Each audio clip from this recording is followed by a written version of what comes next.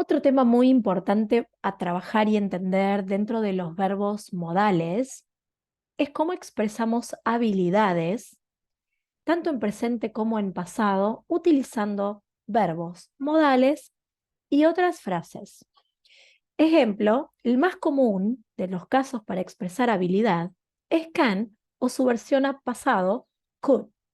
Fíjense cómo en su forma negativa lo que expresa es ausencia de habilidad, en su forma positiva, existencia de habilidad. Si yo digo, she could play the violin very well, me refiero a la capacidad de esa persona para hacerlo.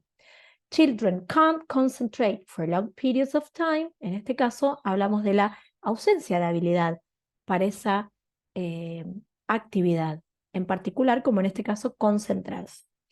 I can speak English habla de la existencia de una habilidad. Entonces, a recordar, can is present, could is past, past of can.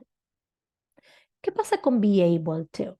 Be able to es una frase que es muy similar a can, em, en el caso de el presente, ¿sí?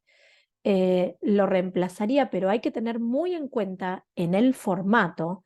Ustedes fíjense, como siempre decimos, los verbos modales no se conjugan, no requieren de ningún cambio. Los verbos que le siguen van en un infinitivo sin to. Así seguirían los verbos a can o a could.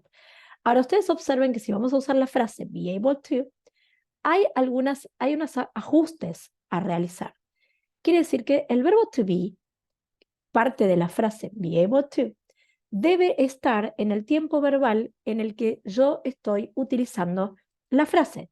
Si yo quiero utilizarlo para el presente, lo que voy a utilizar es verbo to be conjugado en su forma presente, como en este caso, they are able to do the job faster than anyone else. ¿Mm?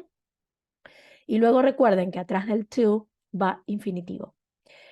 Si vamos a comparar el uso de can o de be able to, en un presente es mucho más común usar el can porque es más informal, ¿sí?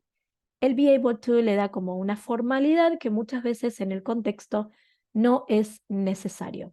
Como ya dijimos, can and could son presente y pasado, present and past. Em, y fíjense cómo cuando utilizamos be able to, que es el que podemos utilizar para el resto de los tiempos verbales, porque si no, no podríamos referirnos a habilidades en futuro, por ejemplo, eh, o en presente perfecto, fíjense cómo lo tenemos que trabajar. Siempre tenemos que conjugar el verbo to be, que es el verbo principal de esta frase. I haven't been able to revise enough for the exam.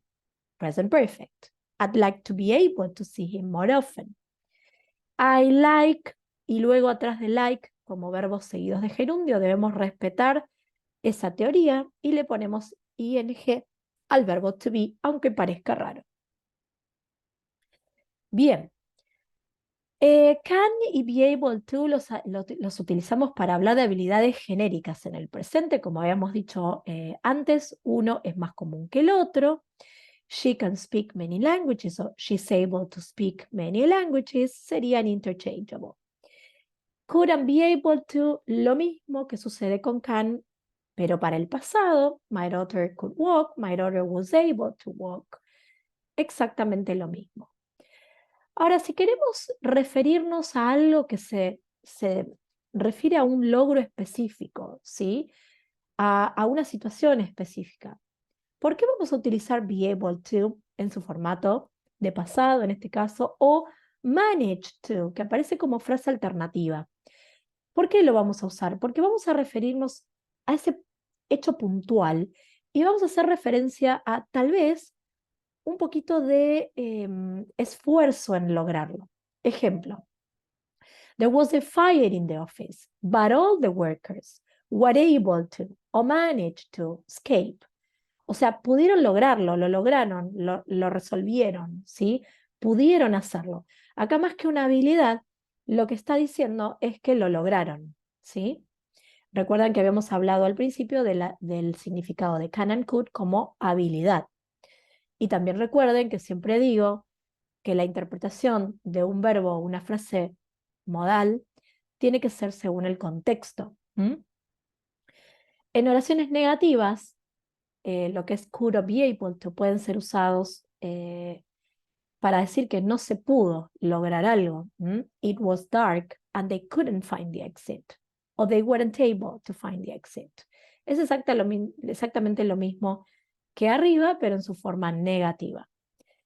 Entonces, a recordar siempre, y vuelvo a repetir porque es súper importante recordar que para entender los verbos modales debemos pensar en su contexto más que en su traducción.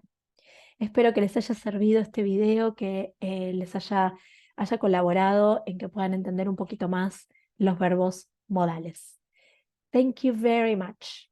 See you next time. Bye bye.